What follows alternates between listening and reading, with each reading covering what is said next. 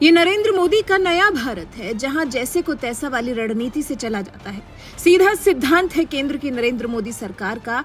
अच्छों के साथ अच्छा और बुरों के साथ बुरी है ये मोदी सरकार। रिश्ते अच्छे कायम करोगे तो फिर ये भारत भी रिश्ते अच्छे बनाए रखने के लिए दोगुनी मेहनत करेगा, लेकिन अगर बिना बात के छेड़ोगे तो फिर माफ भी नहीं करेगा।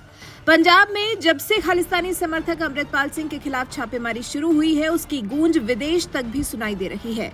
ब्रिटेन, अमेरिका, ऑस्ट्रेलिया में भी खालिस्तान समर्थक उपद्रव काट रहे हैं, भारतीय उच्चायोग में दहशत फैला रहे हैं, जिस पर भारत ने भी टेढ़ी नजर कर ली है। इन देशों को भारत ने जैसे को तैसा वाला जवाब देना शुरू किया तो मानो सभी को एक साथ लाइन पर ला दिया। ब्रिटेन में पिछले दिनों भारतीय उच्चायोग के सामने खालिस्तान समर्थकों ने जमकर उपद्रव किया था, भारतीय झंडे को अपमानित करने की कोशिश की।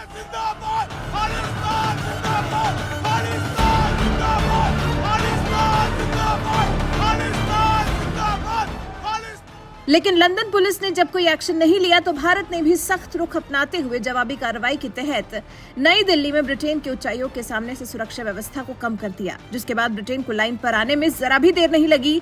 जैसे ही ब्रिटेन उच्चायोग की सुरक्षा हटी, वैसे ही ब्रिटेन में भारतीय उच्चायोग की सुरक्षा बढ़ा दी गई। बुधवार को बड़ी संख्या में पुलिस की तैनाती की वजह से खालिस्तानी पहुंचे तो थे भारतीय उच्चायोग, लेकिन तोड़फोड़ नहीं कर पाए।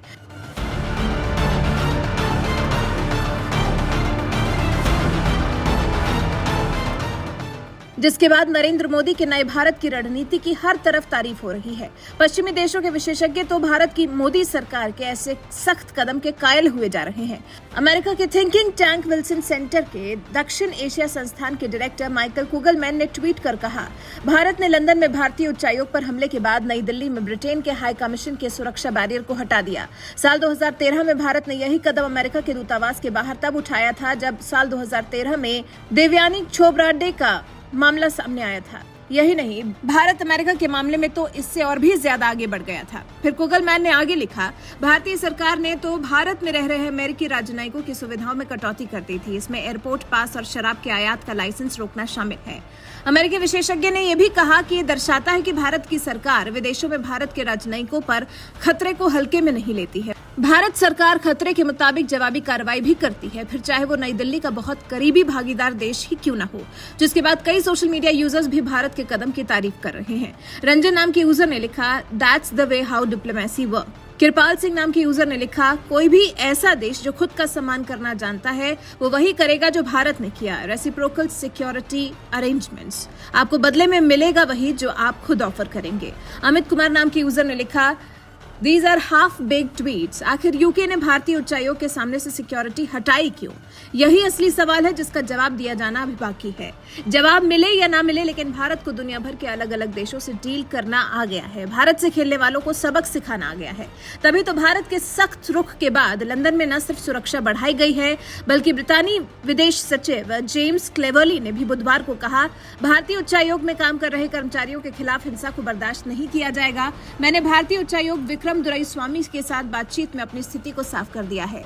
पुलिस मामले की जांच कर रही है और हम लंदन में भारतीय उच्चायोग और दिल्ली में भारतीय सरकार के साथ संपर्क में हैं। फिर ब्रिटेन के विदेश सचिव ने यह भी कहा, ब्रिटेन सरकार पुलिस के साथ मिलकर भारतीय उच्चायोग की सुरक्षा की समीक्षा कर रही है। इसके बाद हम भारतीय उच्चायोग के कर्मचारियों की सुरक्षा के लिए जरूरी उपाय करेंगे, जैसा कि हमने प्रदर्शन के दौरान किया था। हम न सिर्फ भारत बल्कि दुनिया के अन्य देशों के उच्चायोग की सुरक्षा को हमेशा बहुत ही गंभीरता से लेंगे।